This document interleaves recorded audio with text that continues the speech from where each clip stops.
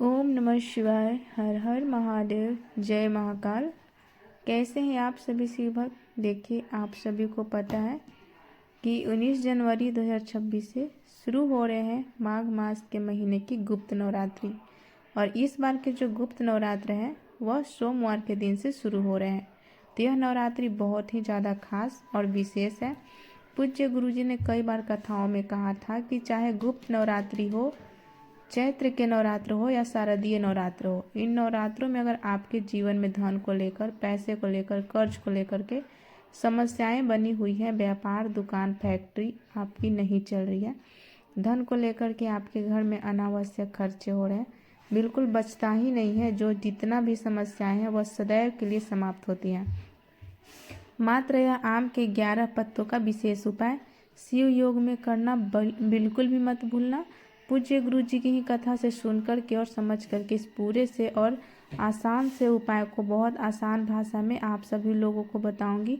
परंतु उससे पहले आप सबसे एक छोटी सी प्रार्थना करना चाहूँगी। जो भी शिव भक्त पहली बार आए हैं ना, चैनल को सब्सक्राइब जरूर से कर लीजिएगा। और चाहे वीडियो को लाइक करे या ना करे, लेकिन कमेंट बॉक्स में हर हर महादेव जरूर लिख दीजिएगा। और जो प्यारा नाम आपको माता रानी का आता है वह जरूर लिखिएगा। इस पूरे वीडियो में हम 3 महा उपायों के बारे में बात करेंगे जो कि आपको इस नवरात्र में करने हैं। तो ध्यान से सुनना और समझने की कोशिश करना। सबसे पहले बात करते हैं हमारे पहले वाला उपाय की। और यह वाला जो उपाय खास करके पूज्य गुरु जी ने बताया, आम के 11 पत्तों वाला। अगर आपके घर में पैसों को लेकर के, धन को लेकर के समस्याएं हैं ना, तो फिर धन कोई एक ऐसी चीज़ बन चुकी है जिसकी वजह से आपके घर में लड़ाई झगड़े हो रहे हैं, पैसा नहीं आ रहा है, खर्च इतना ज़्यादा हो जाता है कि पैसे की बचत बिल्कुल भी नहीं हो पाती।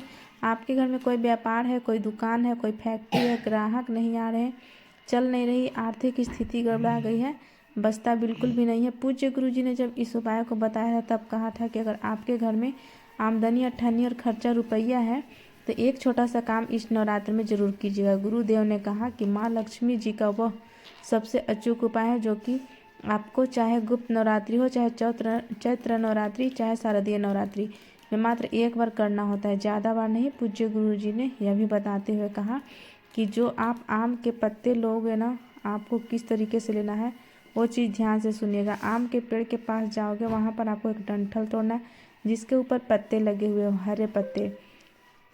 अब एक और चीज़ का विशेष ध्यान रखना कि यहाँ पर आपको आम के पत्ते नहीं चाहिए, आपको एक ऐसी डाली तोड़नी है कामना करके जिस पर हरे आम के पत्ते लगे हुए हो। अब आपको क्या करना है, इन सभी आम के पत्तों को तो तोड़ लेना है। केवल और केवल आपको क्या चाहिए, जो आम के पत्ते जिस डंठल पर लगे हुए ना, वाला डंठल, ये डंटी आपको चाहिए जिस पर आम के पत्ते लगे हुए हैं, ठीक है। आपको मात्र ये डंडी लेनी है और जो भी डंडी होगी ना, डंडी को आप 11 भागों में काट लेना, तोड़ लेना। 1 2 3 4 5 6 7 8 9 10 11, ठीक है। आपको इस तरीके से 11 अलग अलग भागों में काट लेना। और काट करके सभी को आपको क्या करना है, ध्यान से सुनिएगा। कोमल डंडी को ना छोटी छोटी करके आपको तोड़ लेना है और तोड़ करके आपको एक बंडल बना लेना है।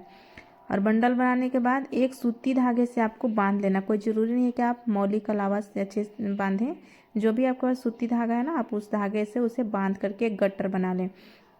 बस इतना सा काम करना है। इस गट्ठर को 1 लोटा शुद्ध जल अपने घर का तांबे कलश में लेना है। और सबसे विशेष चीज़ है वह थोड़ा सा शहद आपको लेना होगा, ठीक है। और इन सभी को लेकर के आपको घर के आसपास जो भी भोलेनाथ का मंदिर है पहुंच जाना है किसी भी समय पर, चाहे गुप्त नवरात्रि, चाहे शारदीय नवरात्रि, चाहे चैत्र नवरात्रि, चारों में से कोई सा भी नवरात्रि हो, किसी भी में आप शिवलिंग के पीछे की तरफ आसन लगा करके बैठ जाना, जिससे आपका मुख उत्तर की दिशा की तरफ में हो जाएगा। सबसे पहले आपने जो 1 लोटा शुद्ध जल लिया है ना, उसी 1 लोटे शुद्ध जल को श्री शिवाय नमस्तुभ्यम मंत्र का स्मरण करते हुए अपना नाम और गोत्र बोल करके पहले 1 लोटा शुद्ध जल समर्पित कर देना। जैसे ही संपूर्ण जल समर्पित हो जाएगा, उसके पश्चात आपने जो आम के बंडल बनाया है डंठल का, वो आपको क्या करना है, उसको 2 हिस्से होते, एक होता है एक आगे का और एक पीछे का। तो आपको क्या करना है कि एक साइड का जो है डंठल आपको शहद में अच्छी तरह से डुबो देना है। और डुबो करके अपनी कामना मन में कहते हुए महादेव के शिवलिंग पर, जो महादेव जी की सबसे छोटी सबसे प्यारी पुत्री हैं माता अशोक सुंदरी, उनके स्थान पर आपको समर्पित कर देना है। लेकिन समर्पित करने का क्या तरीका रहेगा, जो शहद वाला हिस्सा है ना, वो शहद वाला हिस्सा आपको रखना महादेव के शिवलिंग की तरफ। और आपको तो शहद वाला जो हिस्सा महादेव के शिवलिंग की तरफ अपनी कामना कह करके जो व्यक्ति आज के दिन रख के चला आता है, उसकी चाहे कितनी भी बड़ी कामना क्यों ना हो, धन को लेकर, पैसों को लेकर, नौकरी को लेकर, व्यापार को लेकर, कर्ज को लेकर, वो सारी समस्याएं समाप्त हो जाती है। पूज्य गुरु जी का बहुत अद्भुत और अचूक उपाय है, जरूर से कीजिएगा। बात करते हैं दूसरे वाले उपाय की। यह वाला जो उपाय है, चाहे नवरात्रि हो, चाहे गुप्त नवरात्रि, चाहे चैत्र नवरात्रि, सबसे पहले दिन से ही शुरू किया जाता है। कब से? पहले दिन से ही। अगर आपकी कोई कामना है, कोई इच्छा है, कोई हृदय की बात है जो महादेव तक नहीं पहुंच रही है, आपने उपाय व्रत सब कुछ करके देख लिया, पुत्र की कामना है, पुत्री की कामना है, संतान प्राप्ति की है, घर को लेकर के है, नौकरी को लेकर के है, या किसी कार्य सिद्धि को लेकर के, तो यह जो 9 दिन होते हैं ना, 9 दिन खत्म होने से पहले आपको कामना महादेव ने चाहा तो पूरी जरूर होती है। लेकिन इस उपाय को करने का एक खास नियम है, खास तरीका है। कैसे करना होगा, ध्यान से सुनना। जब भी आप इस वाले उपाय को संकल्प लें तो पहले दिन आपको करना क्या है कि कोई से भी आपको 9 फूल लेने हैं। कितने फूल? 9 फूल।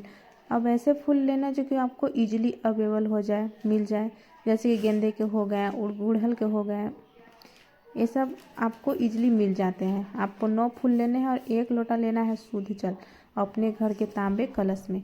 केवल इन दोनों चीज़ों को लेकर के भोलेनाथ के मंदिर में जाना है, शिवलिंग के पास। शिवलिंग के पीछे की तरफ आपको आसन लगा के बैठ जाना है, जिससे आपका मुख उत्तर दिशा की तरफ में हो जाएगा।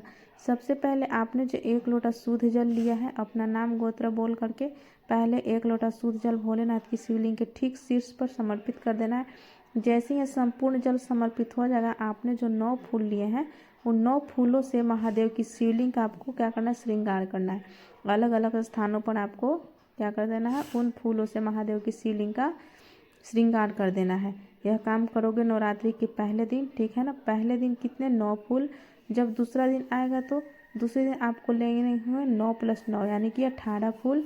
18 फूलों को भी आपको इसी तरह से दूसरे दिन 1 लोटा शुद्ध जल समर्पित करके अपनी कामना कह करके 18 फूलों से आपको महादेव की शिवलिंग का श्रृंगार करना है। तीसरे दिन आपको मतलब उसमें 9 9 9 करके ऐसे जोड़ते जाना है। तीसरे दिन आपको 27 फूल लेने होंगे, चौथे दिन आपको 36, पाँचवें दिन 45, छठे दिन 54, सातवें दिन 63, आठवें दिन 72, 9वें दिन 81 और पूरे हो जाएंगे। ऐसे करके आपको टोटल 405 फूल 9 दिनों में आपको इसी क्रम में क्या करना होगा, फूलों को समर्पित करना होगा। और एक और नियम, अगर आपने पहले दिन में गेंदे के लिए हैं तो सभी दिनों में आपको गेंदे के ही फूल लेना है। पहले दिन अगर आपने गुलाब के लिए हैं तो पहले दिन से ही आपको अंतिम दिन तक गुलाब के फूल ही लेने हैं। वही आपको फूल लेना है जो इजीली अवेलेबल हो जाए। पूज्य गुरुजी ने कहा 9 दिन के अंदर अंदर आपकी वह महादेव ने चाहा तो कामना जरूर पूरी होती है। पूज्य गुरुजी का बहुत अद्भुत और अचूक उपाय है, जरूर से कीजिएगा। बात करते हैं तीसरे वाले उपाय की, जो कि आपके घर को लेकर के है। घर में संपदा नहीं बढ़ रही है, घर में वैभव की कमी है, घर में सुख नहीं है, आपके घर में शांति नहीं है, आपके घर में लड़ाई झगड़े क्लेश बहुत ज़्यादा हो रहे हैं, धन की हानि आपके घर में हो रही है, आपके जीवन में तरक्की रुकी हुई है। एक छोटा सा काम इन नवरात्रों के 9 दिन में किसी भी एक दिन आपको करना है। क्या करना होगा, आपके मोहल्ले में कहीं पर भी आपको 9 कन्याएं लेनी है। कौन सी? 9 कुंवारी कन्याएं। ध्यान रखना, कुंवारी कन्या। अब वो कुंवारी भी कन्या ऐसी होनी चाहिए जो 10 साल से छोटी हो, जिनके मासिक धर्म ना आता हो, ठीक है। ऐसी आपको 9 कुंवारी कन्याएं लेनी है। उन्हें आपको अपने घर बुलाना है, घर पर बुला करके उन्हें माता की चुनरी ओढ़ा करके और उनका पूजन करके आपको उन सभी को सात्विक भोजन खिलाना है। सात्विक भोजन भी किस तरीके का, ना तो उसके अंदर लहसुन प्याज होना चाहिए, कुछ भी ऐसा वैसा नहीं होना चाहिए, एकदम सात्विक भोजन आपको खिलाना है।